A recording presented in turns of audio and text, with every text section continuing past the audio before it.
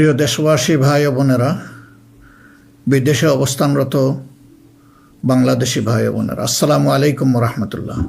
আশা করি আপনারা সকলেই আল্লাহর মেহেরবানিতে ভালো আছেন এবং সুস্থ আছেন। আজ আমি আপনাদের সামনে এসেছি কোনো গতানুগতিক রাজনৈতিক ভাষণ দেওয়ার জন্য নয়। আজ আমি একেবারে মনের ভেতরের কিছু কথা আপনাদের সাথে ভাগাভাগি করতে চাই, যে কথাগুলো একজন জেএনজি, একজন যুবক আর আমাদের প্রজন্ম সবার সাথে সম্পৃক্ত। একজন মুসলমানের জন্য যেমন, তেমনি আমাদের দেশের অন্য ধর্মের সকল ভাই বোনদের জন্য। প্রিয় দেশবাসী, আজ আমি এখানে যাদের কারণে কথা বলছি, সেই জুলাইয়ের মহান শহীদদের রুহের মাগফিরাত কামনা করছি। একই সাথে মহান মুক্তিযুদ্ধের শহীদদেরও গভীর শ্রদ্ধাভরে স্মরণ করছি। জুলাইয়ের রক্তক্ষয়ী সংগ্রামে এখনও বহু মানুষ আহত আছেন। আমি তাদের দ্রুত আরোগ্য ও সুস্থতা কামনা করছি। জুলাই হয়েছিল কারণ আমাদের দেশ, আমরা একত্রিত হয়েছিলাম। জুলাইতে রাস্তায় নেমেছিল আমাদের তরুণরা, রাস্তায় নেমেছিল আমাদের প্রিয় মা বোনেরা, নারীরা, রাস্তায় নেমেছিল শ্রমিক, কৃষক, সর্বস্তরের ভাইয়েরা এবং সকল মেহনতি মানুষেরা। ফেসিবাদ বিরোধী বিভিন্ন রাজনৈতিক দলের নেতাকর্মীরাও তখন আমরা একাকার হয়েছিলাম। শিক্ষক ও প্রকৌশলী, ডাক্তার সহ বিভিন্ন শ্রেণী পেশার মানুষ তখন রাস্তায় নেমে এসেছিলেন। দেশপ্রেমিক সশস্ত্র বাহিনীর সদস্যরাও সে সময় অত্যন্ত প্রশংসনীয় এবং দায়িত্বপূর্ণ ভূমিকা পালন করেছেন। আমরা জুলাই আর চাই না। আমরা চাই এমন বাংলাদেশ যেখানে আর কোনো দিন জনগণকে রাস্তায় নামতে হবে না। আমাদের বুঝতে হবে জুলাই কেন হয়েছিল। জুলাই হয়েছিল একটা বৈষম্যহীন বাংলাদেশের জন্যে। জুলাই হয়েছিল একটা কালো রাজনৈতিক ধারার পরিবর্তনের জন্যে। যুগের পর যুগ ক্ষমতা কুক্ষিগত ছিল পরিবারতন্ত্রের হাতে, নির্দিষ্ট গোষ্ঠীর হাতে। সেখান থেকে মুক্তির জন্য, বিশেষ করে 2009 সাল থেকে জাতির উপর এমন এক শাসক গোষ্ঠী চেপে বসে, যারা মানবাধিকার, ভোটাধিকার সহ সকল গণতান্ত্রিক অধিকার কেড়ে নেয় এবং গণতান্ত্রিক প্রতিষ্ঠানগুলোকে ধ্বংস করে ফেলে। গুম, বিচার বহির্ভূত হত্যা, আয়নাগর প্রতিষ্ঠার মাধ্যমে জনগণের উপর নিপীড়ন চালায়। 2014, 18 ও 24-এর পরপর 3টি জাতীয় নির্বাচনের নামে তামাশার মাধ্যমে আমাদের ভোটের অধিকার হরণ করা হয়। এইসব নিপীড়ন এবং অধিকার ফিরে পাওয়ার জন্যই এসেছিল রক্তাক্ত জুলাই। আমাদের তরুণরা এখন একটা নতুন দেশ দেখতে চায়, যে দেশকে তারা গর্ব করে বলতে পারবে, নতুন বাংলাদেশ, এটি আমার দেশ 2.0। এক কথায় যদি বলি, দেশের মানুষ পরিবর্তন চায়, কিন্তু একটি মহল পরিবর্তনের বিরোধী। কারণ পরিবর্তন হলেই তাদের অপকর্মের পথ বন্ধ হবে, মানুষের অধিকার কেড়ে নেওয়ার সুযোগ থাকবে না। এই সংস্কৃতি বদলানোর সাহস সবার থাকে না। ক্ষমতাবানদের বিরুদ্ধে রুখে দাঁড়ানোর হিম্মত সবার হয় না। এই হিম্মত দেখিয়েছে আবরার ফাহাদ, আবু সাইদ মুগ্ধ, উসমান হাদি এবং তাদের সহযোদ্ধারা। তাদের রক্তের শপথ নিয়ে নতুন প্রজন্মের লক্ষ লক্ষ সাহসী সন্তান আজ এই পরিবর্তনের জন্য প্রস্তুত। এই দেশ আমাদের সময়ের এই সাহসী সন্তানদের হাতেই তুলে দিতে চাই। কারণ বাংলাদেশের ভবিষ্যৎ এই তরুণরাই রচনা করবে। এই তরুণরা পরিশ্রমী, তরুণরা সাহসী, তারা মেধাবী। এই তরুণরাই পরিবর্তনকে ভালোবাসে। তরুণরা নতুনকে আলিঙ্গন করে, সত্য বলতে দ্বিধাবোধ করে না, প্রযুক্তি বুঝে এবং সামনে এগিয়ে নিয়ে যেতে জানে। তারাই পারবে নতুন বাংলাদেশ গড়ে দিতে। আমরা তোমাদের হাত ধরতে চাই। জুলাইয়ের মতো কাঁধে কাঁধ মিলিয়ে দেশ গড়ার কাজে সঙ্গী হতে চাই। প্রচলিত ধারা বদলাতে চাই। দেশটা বিভেদ এবং বিভাজনের রাজনীতি থেকে মুক্ত করতে চাই। মানুষের জীবনে শান্তি ফিরে আসুক, এটি আমাদের প্রয়াস, এই আমাদের চাওয়া। সবাইকে নিয়ে ঐক্যের বাংলাদেশ গড়তে চাই। এমন বাংলাদেশ যেখানে কেবল পারিবারিক পরিচয়ে কেউ দেশের চালকের আসনে বসতে পারবে না। এমন বাংলাদেশ যেখানে রাষ্ট্র হবে সবার, সরকার হবে জনগণের। প্রিয় দেশবাসী, জনগণ চায় একটু নিরাপত্তা, সুশাসন আর ইনসাফ। তাই আগামীর বাংলাদেশকে এসব অঙ্গীকার এবং মূল্যবোধের আলোকে সাজাতে চাই। রাষ্ট্রের মৌলিক কিছু সংস্কারের লক্ষ্যে জুলাই বিপ্লব পরবর্তী সরকার কিছু পদক্ষেপ গ্রহণ করেছিল, কিন্তু তা সম্পূর্ণ বাস্তবায়িত হয়নি। এই বাস্তবায়ন সম্ভব হবে আগামীতে যে গণভোট, সেই গণভোটে আমরা যদি আমাদের মূল্যবান ভোট দিয়ে হা বলি, তাহলে সংস্কার প্রক্রিয়া তার পূর্ণতা পাবে ইনশাআল্লাহ। আমরা এই জন্যেই জনগণকে বলবো যে গণভোটে হা বলুন এবং সংস্কারতে আলিঙ্গন করুন। আমাদের সন্তানদের স্বপ্ন পূরণে আপনিও গুরুত্বপূর্ণ অংশীদার হন। নতুন বাংলাদেশের আকাঙ্ক্ষার আলোকে আমাদের পরিকল্পনা, কর্মসূচি, অঙ্গীকার আপনাদের নিকট স্পষ্ট করার চেষ্টা করেছি। বাংলাদেশে আমরাই প্রথম পলিসি সামিটের মাধ্যমে রাষ্ট্র পরিচালনার নীতি কৌশল জনগণের সামনে তুলে ধরেছি। আমাদের নির্বাচনী ইশতেহারে এর প্রতিফলন রয়েছে। এই প্রক্রিয়ায় অনেকেই আমাদেরকে সহযোগিতা করেছেন, তাদের প্রতি আমরা কৃতজ্ঞ। এছাড়াও আমরা সমাজের বিভিন্ন শ্রেণী পেশার মানুষের সাথে কথা বলেছি, বসেছি এবং তাদের মূল্যবান মতামত পরামর্শ আমরা গ্রহণ করেছি। আমরা সুযোগ পেলে মহান আল্লাহর ইচ্ছায় জনগণের ভালোবাসায় সরকার গঠন করলে প্রথম দিনে ফজরের নামাজ পড়েই আমরা আমাদের পরিকল্পনা বাস্তবায়ন শুরু করব ইনশাআল্লাহ। প্রিয় দেশবাসী, আমাদের শাসক শ্রেণী সরকারি পদে নির্বাচিত হওয়ার পর নিজেদেরকে দেশের মালিক গণ্য করেছে। ফলে রাষ্ট্রীয় সম্পদ, পদ, পদবি, নীতি, প্রতিষ্ঠান সব কিছু ব্যক্তিগত ও দলীয় স্বার্থ হাসিলের উপায় হিসাবে অন্যায়ভাবে ব্যবহার করা হয়েছে। এর ফলে চুরি ও দুর্নীতি, স্বজনপ্রীতির মাধ্যমে প্রতারিত করে জনগণের সম্পদ লুণ্ঠন করা হয়েছে। উন্নয়ন প্রকল্প ব্যক্তিগত ও দলীয় লুণ্ঠনের সিঁড়ি হিসাবে ব্যবহৃত হয়েছে। এই ব্যবস্থার অবসান ঘটানোই আমাদের প্রধান লক্ষ্য। আলহামদুলিল্লাহ, অতীতে জামাতে ইসলামী থেকে যারা জনপ্রতিনিধি হিসাবে সংসদ, সরকার ও স্থানীয় সরকারের দায়িত্ব পালন করেছেন, তারা কেউই দুর্নীতির দায়ে অভিযুক্ত হননি। তারা দক্ষতার সাথে দায়িত্ব পালন করেছেন। আপনারা দেশের মানুষ, তারই সাক্ষী। প্রিয় দেশবাসী, আগামী জাতীয় সংসদ নির্বাচন জাতিকে একটি নতুন স্বপ্নের দিকে নিয়ে যাওয়ার এক মহা সুযোগ হিসাবে এসেছে। যেসব সমস্যা আমরা বিগত দিনে সমাধান করতে পারিনি, যে লুটেরা গোষ্ঠীকে আমরা নিয়ন্ত্রণ করতে পারিনি, সেসব সমস্যার সমাধান এবং লুটেরা গোষ্ঠীর নিয়ন্ত্রণের সুযোগ হচ্ছে আগামী নির্বাচন। তাই জনগণকে ঠিক করতে হবে, আমরা আমাদের নিজেদের জন্যে, আমাদের তরুণ প্রজন্মের জন্যে, আমাদের নারীদের জন্যে, বয়স্ক মানুষের জন্যে, প্রান্তিক জনপদের জন্যে, শ্রমিকের জন্যে, উদ্যোক্তাদের জন্যে কোন বাংলাদেশ চাই। আমাদেরকে প্রশ্ন করতে হবে, আমরা কি সমাজে শৃঙ্খলা প্রতিষ্ঠা করতে চাই? আমরা কি নিয়ম নীতি শান্তির রাষ্ট্র প্রতিষ্ঠা করতে চাই? আমরা কি উন্নত দেশ হতে চাই? আমরা কি শোষণ, জুলুম, দুর্নীতি, চাঁদাবাজ মুক্ত রাষ্ট্র চাই? আমাদেরকে ভাবতে হবে, আমরা কি রাষ্ট্রীয় প্রতিষ্ঠানকে জবাবদিহিতার আওতায় আনতে চাই? যোগ্যতা ও সততাকে সরকারি পদের জন্য মৌলিক শর্ত করতে চাই? আমরা কি আমাদের জাতীয় সক্ষমতা ও সৃজনশীলতা বৃদ্ধি করতে চাই? এসব বিষয়ে যদি আমরা ইতিবাচক পরিবর্তন দেখতে চাই, তাহলে আমাদেরকে আগামী নির্বাচন নিয়ে নৈতিকভাবে ভাবতে হবে। রাজনৈতিকতার ফুলঝুরির বাইরে এসে বাস্তবতার আলোকে সৎ ও দক্ষ নিষ্ঠাবান নেতৃত্ব প্রতিষ্ঠা করতে হবে। প্রিয় ভাই ও বোনেরা, আমরা আমাদের নির্বাচনী ইশতেহারে বলেছি যে আমাদের স্বপ্নের বাংলাদেশ তৈরির জন্য 5টি বিষয়ে হা এবং 5টি বিষয়ে না বলতে হবে। সততা, ঐক্য, ইনসাফ, দক্ষতা ও কর্মসংস্থানকে আমরা হা বলতে বলেছি, কারণ এসব মৌলিক শর্ত ছাড়া বৈষম্যহীন, উন্নত, নৈতিক, মানসম্পন্ন বাংলাদেশ প্রতিষ্ঠা সম্ভব নয়। পাশাপাশি দুর্নীতি, ফ্যাসিবাদ, আধিপত্যবাদ, বেকারত্ব, চাঁদাবাজিকে স্পষ্ট না করতে বলেছি। প্রিয় দেশবাসী, বাংলাদেশ আয়তনে ছোট্ট কিন্তু জনসংখ্যার দিক থেকে একটি বড় দেশ। এই জনসংখ্যাকে অনেকে সমস্যা হিসেবে বিবেচনা করলেও আমরা মনে করি এটি আল্লাহর নিয়ামত এবং এক বড় সম্পদ। তাই আমাদের জনসংখ্যাকে জনশক্তিতে রূপান্তর করতে হলে নীতি এবং নৈতিকতা ভিত্তিক রাজনীতির বিকল্প নেই। সমাজে নীতি, নৈতিকতা, শৃঙ্খলা, জবাবদিহিতা প্রতিষ্ঠা করা ছাড়া কোনো জাতি এগোতে পারেনি, আমাদের পক্ষে অসম্ভব না। যে সমাজে নারীর মর্যাদা রক্ষা করতে পারে না, সেই সমাজ কখনো সমৃদ্ধ হতে পারে না।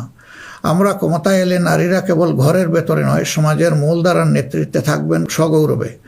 কর্পোরেট জগৎ থেকে রাজনীতি সবখানে তাদের মেধার মূল্যায়ন হবে কোনো বৈষম্য ছাড়াই। আমরা এমন এক দেশ গড়ার প্রতিশ্রুতি দিচ্ছি যেখানে কোনো মা, বোনকে, মেয়েকে নিরাপত্তাহীনতায় ভুগতে হবে না। আপনাদের অধিকার রক্ষার লড়াইয়ে আমাদের সঙ্গে হন। একটি উন্নত ও আধুনিক দেশ গড়ার কারিগর হিসাবে আমাদের নির্বাচিত করুন। প্রিয় দেশবাসী, আমরা মনে করি সমাজে ন্যায় বিচার ও ইনসাফ প্রতিষ্ঠা করতে হলে সকলকে মর্যাদা দিতে হবে এবং সকলের মানবাধিকার সুরক্ষা করতে হবে। সকল পরিচয় নির্বিশেষে আমরা অঙ্গীকার ব্যক্ত করছি যে একটি মানবিক উন্নত দেশ গড়ার জন্য দলমত নির্বিশেষে সকলের মান, ইজ্জত, অধিকারের সুরক্ষা দিব ইনশাআল্লাহ। এই বাংলাদেশ মুসলমান, হিন্দু, বৌদ্ধ, খ্রিস্টান সবার। কেউ ভয়ের সংস্কৃতির মধ্যে বাস করবে না। যদি কেউ ধর্মীয় পরিচয়ের ভিত্তিতে আঘাত করার চেষ্টা করে, আমরা অতীতের মতো ভবিষ্যতেও তা প্রতিরোধ করব। প্রিয় দেশবাসী, আমাদের প্রত্যাশার বাংলাদেশ গড়তে হলে 3টি জায়গায় আমাদেরকে বিশেষ গুরুত্ব দিতে হবে। একটি হচ্ছে শিক্ষায় সংস্কার। শিক্ষা হতে হবে নৈতিকতা ভিত্তিক এবং সেটা হতে হবে টেক বেসড। এখনকার দুনিয়া সারাই প্রযুক্তিভিত্তিক শিক্ষার উপর নির্ভরশীল। আমরা সেই শিক্ষা থেকে বঞ্চিত। আমাদের সন্তানদের হাতকে আমরা দক্ষ কারিগরের হাত হিসেবে গড়ে তুলতে চাই এবং তাদের হাতে হাতে আমরা কাজ দিতে চাই। আমরা কোনো বেকার ভাতা তাদেরকে তুলে দিতে চাই না। দ্বিতীয় জায়গাটা হচ্ছে বিচারাঙ্গন। ন্যায় বিচার সমাজের প্রতিষ্ঠা হলেই কেবল আমরা আমাদের প্রত্যাশার বাংলাদেশ গড়তে পারব। অন্যথায় দুঃশাসন এবং দুর্নীতির কণ্ঠ রোধ করা মোটেই সম্ভব হবে না। অতএব বিচার বিভাগকে আমূল ঢেলে সাজাতে হবে। সেখানে অবশ্যই সৎ, দক্ষ এবং কমিটেড যে সমস্ত লোকেরা আছেন তাদেরকেই বিচারের আসনে বসাতে হবে। তৃতীয় জায়গাটা হচ্ছে আমাদের অর্থনীতি। এই ভঙ্গুর অর্থনীতি নিয়ে দেশকে আগানো সম্ভব নয়। সুতরাং অর্থনীতিতে ব্যাপক সংস্কার সাধন করতে হবে। বিশেষ করে ব্যাংকিং সেক্টর এবং অপ্রাতিষ্ঠানিক যে সমস্ত খাত রয়েছে সেই জায়গাগুলোতেও আমাদেরকে প্রাতিষ্ঠানিক ও অপ্রাতিষ্ঠানিক খাতে আমাদেরকে হাত দিতে হবে। আমাদের ব্যবসাকে করতে হবে বিনিয়োগ বান্ধব। বিনিয়োগ বান্ধব হলেই দেশে কর্মসংস্থান তৈরি হবে এবং আমাদের বেকারত্ব দূর হবে। এই তিনটা জায়গায় আমাদের গুরুত্ব দেওয়া ছাড়া কোনো উপায় নেই। আমরা আশা করব দেশবাসী আমাদেরকে তাদের মূল্যবান ভোটের আমানত সমঝে দিয়ে আমাদের দেশকে প্রত্যাশার আলোকে গড়ে তোলার ক্ষেত্রে আমাদেরকে সহযোগিতা করবেন। সম্মানিত উলামায়ে কেরাম, একাধিক ধর্মের এ দেশ মুসলমানগণ সংখ্যাগরিষ্ঠ। তাই মুসলমান হিসাবে এটি আমাদের দায়িত্ব যে সমাজে ন্যায় বিচার ইনসাফ প্রতিষ্ঠা করা এবং সকলকে সুরক্ষা দেওয়া। এগুলো ইসলামের শাশ্বত আদর্শ। সকল মানুষের মৌলিক অধিকার নিশ্চিত করা আমাদের কর্তব্য। আল্লাহ তাআলা স্পষ্টত বলেছেন, ইন্নাল্লাহা ইয়া'মুরুকুম বিল আদলি ওয়াল ইহসান ওয়া ইতাইযিল কুরবা ওয়া ইয়ানহা আনিল ফাহশাই ওয়াল মুনকারি ওয়াল বাগ। আমাদেরকে স্পষ্টভাবে আল্লাহ এই নির্দেশ দিয়েছেন। এ দায়িত্ব আমরা সকলে মিলেই পালন করব।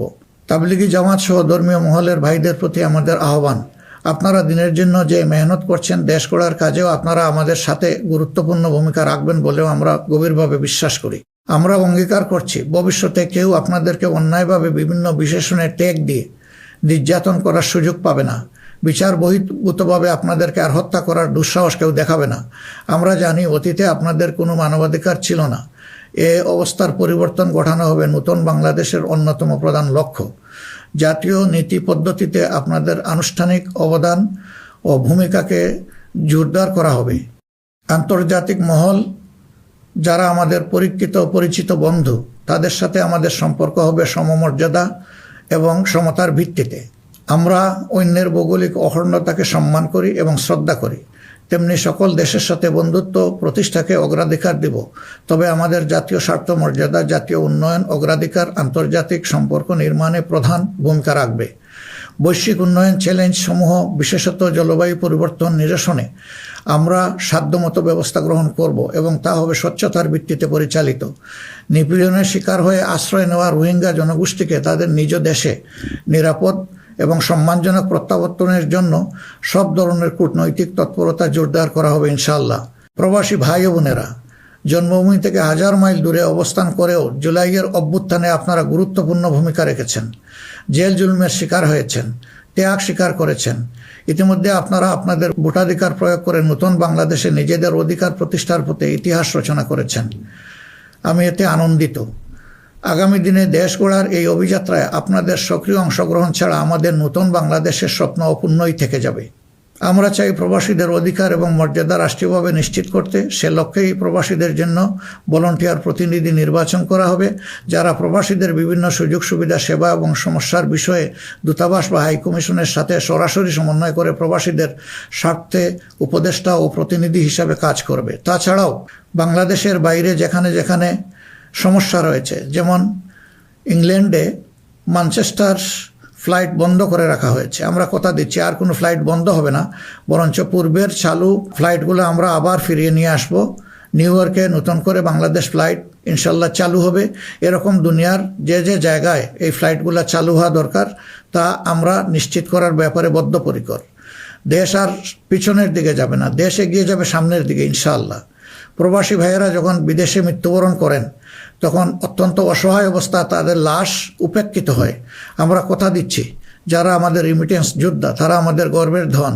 কেউ যদি আল্লাহর ইচ্ছায় বিদেশে ইন্তেকাল করেন, আমরা অত্যন্ত সম্মানের সাথে আমাদের কাঁধে করে তাদের লাশ দেশে বয়ে নিয়ে আসবো ইনশাআল্লাহ।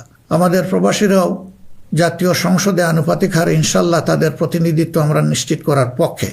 প্রবাসীদের সঙ্গত সমস্ত বিষয়গুলো আমরা গুরুত্বের সাথে বিবেচনায় নিয়ে দেশে যাতে কোনোভাবে তারা নিপীড়নের শিকার না হন তা আমরা নিশ্চিত করব ইনশাআল্লাহ। প্রিয় দেশবাসী, নির্বাচনী প্রচারণা শুরু হওয়ার পর থেকে দেশের বিভিন্ন প্রান্তে আমরা গিয়েছি।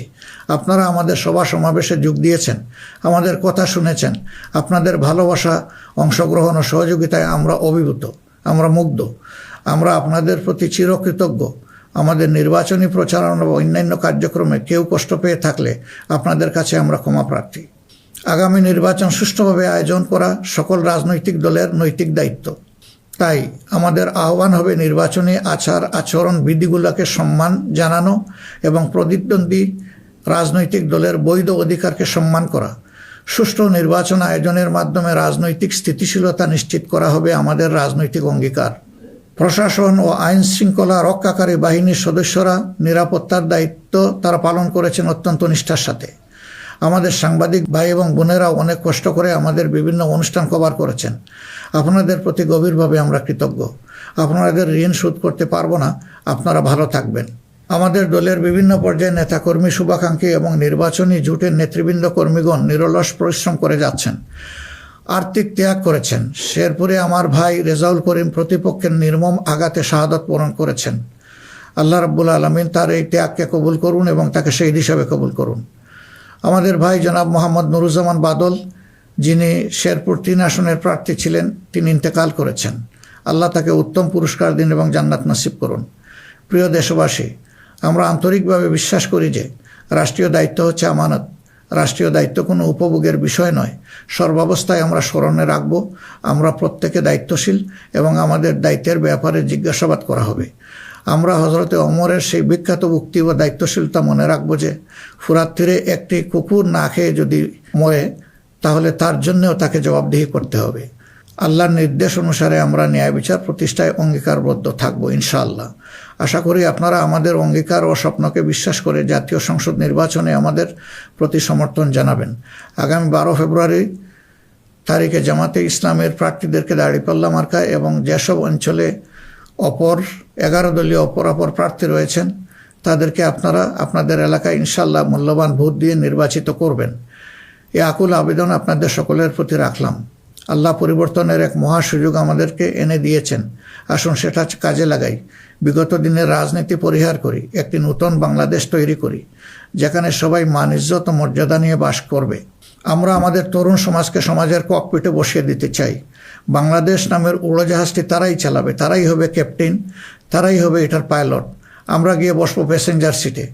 হে তরুণরা, তোমরা তৈরি হয়ে যাও। এই দেশ তোমাদের জন্যে, এই দেশ তোমাদের হাতেই তুলে দিতে চাই এবং এই দেশ তোমাদের হাতেই আমাদেরকে সেদিন টেকিয়ে রাখতে পারেনি। ইনশাআল্লাহ আগামীতেও কোনো বাধা আমাদেরকে টেকিয়ে রাখতে পারবে না। আমরা আমাদের প্রিয় জনগণের এবং আমরা বিশ্বাস করি আমাদের জনগণ আমাদেরকে ভালোবাসে। জনগণের এই ভালোবাসায় আমরা অভিভূত এবং আমরা পূর্ণ আস্থা রাখি আমাদের জনগণের রায়ের প্রতি।